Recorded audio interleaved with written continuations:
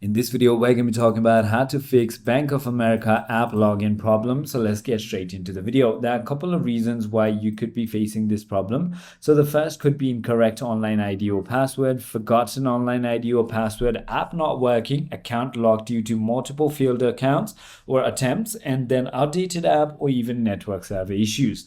The first thing you want to do before you start is check your internet connection. Make sure that you're using latest version of your app. Confirm that you are using the correct ID and passcode. Ensure that your device date and time is correct and restart your banking app.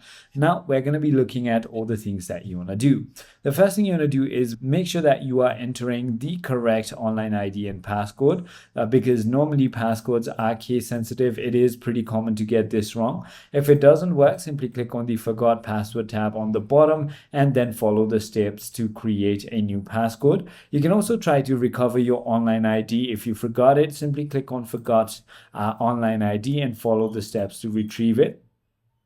The other thing you want to do is simply go ahead and check account lock. If there are too many failed login attempts, it can go ahead and lock your account. Wait 15 to 20 minutes and try again, or even try resetting your passcode.